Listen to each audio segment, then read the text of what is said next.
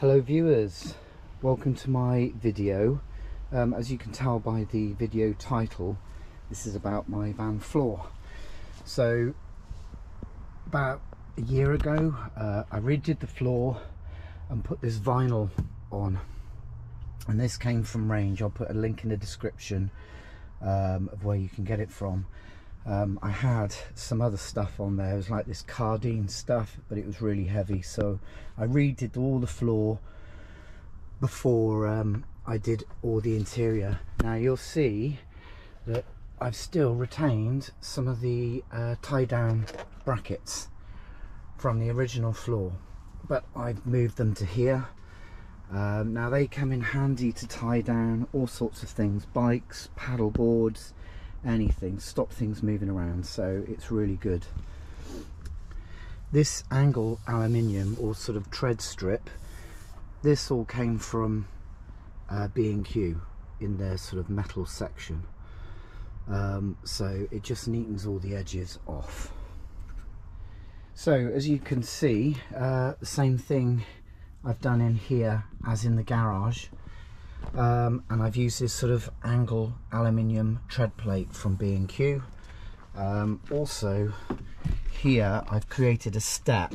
Now there's a reason for this, because a lot of the ducting and pipe work for the Truma boiler that I'm going to have in here will be coming out of here, so all this is sort of will be hidden, but as you can see it kind of makes it all neater. So let's get stuck into the video. Hope you enjoy it. I'm on mission like the 007.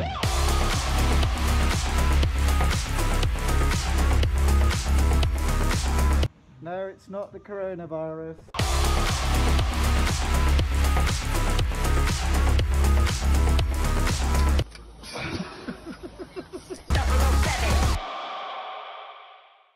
Okay, so just to make things a little bit stronger, I want these tie down bolts still, which is going to be in the garage section.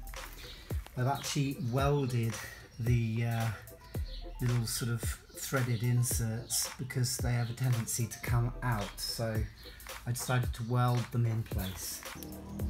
So whilst doing the floor project, I'm just rolling on these sound deadening mats on each of the exposed panels. I'll put a link in the description of where I got them from.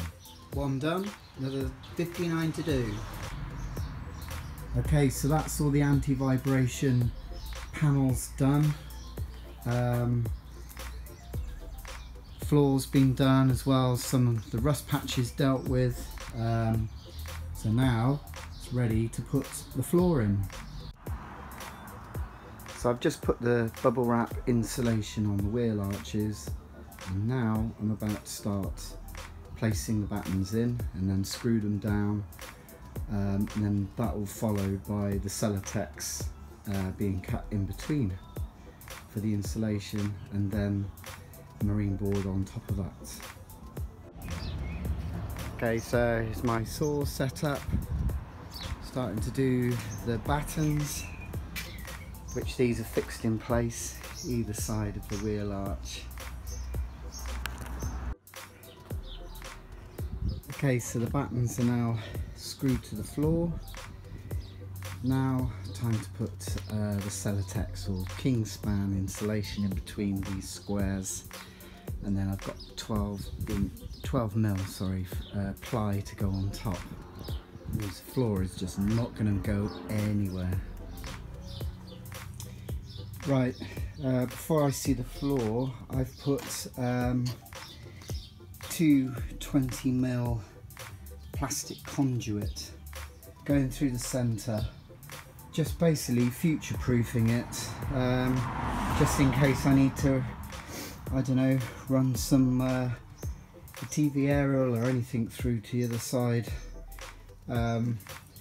This is naturally where sort of it's half the van anyway here, so I think it's a good idea. All the joins have been put together by these biscuits, so they get glued in, basically get glued in on both sides.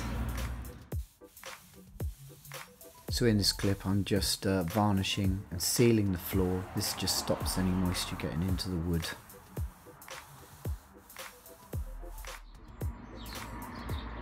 So this is the new floor before the kitchen goes in.